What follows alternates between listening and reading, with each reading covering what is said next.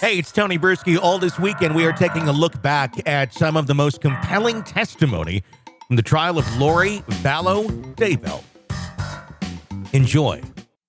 This is an examination of the hidden human condition. This is the Hidden Killers Podcast. The Hidden Killers Podcast. With Tony Bruschi. So we have now heard the closing arguments in the prosecution of Lori Vallow Daybell.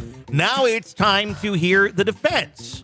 The defense who rested and did not present a defense other than through cross in this trial. This is their last chance to try and sway the jury and make them believe that Lori Vallow Daybell couldn't possibly have been the person who was responsible for killing these children.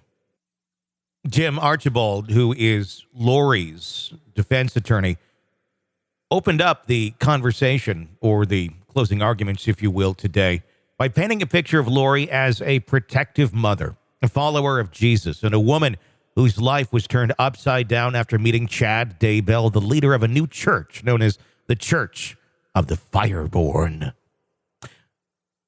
The attorney emphasized Lori's devotion to Jesus and her desire to be a leader in her faith community. However, he suggested that Chad manipulated Lori's religious convictions, leading her away from her life as a devoted mother and into the heart of the storm that was Chad's doctrine. Be interesting to see or learn what Lori's reaction was to this, because we don't know if she's still down with Chad. By a lot of judgments that we can see of the two's interaction, it would appear that there's still a relationship there.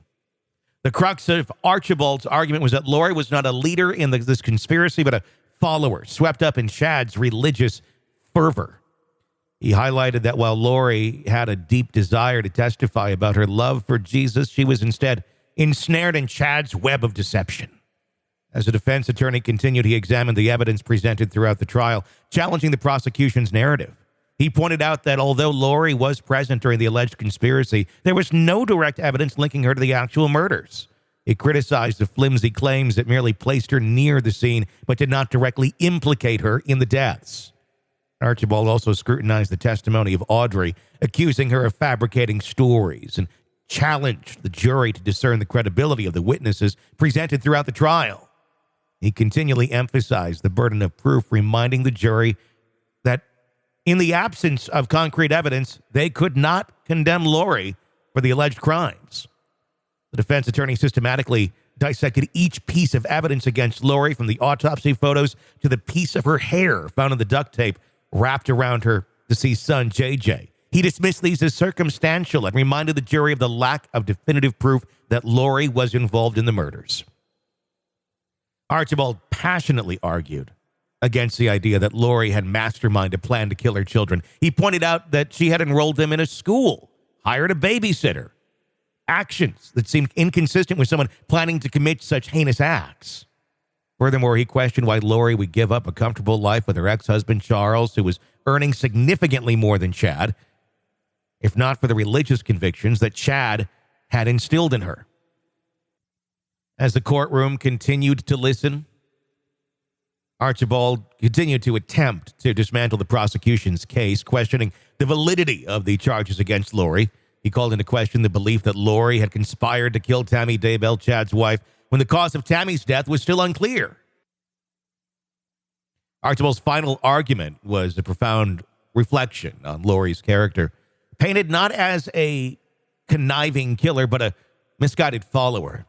The defense attorney asserted that Lori was merely a woman who had been manipulated by Chad, a man who convinced her that they were destined to be together, that they had married in a past life, and that their union was divinely obtained.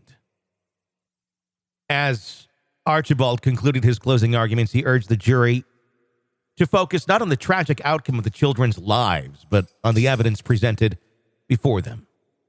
The defense argued that there was no concrete proof tying Lori directly to the act of murder.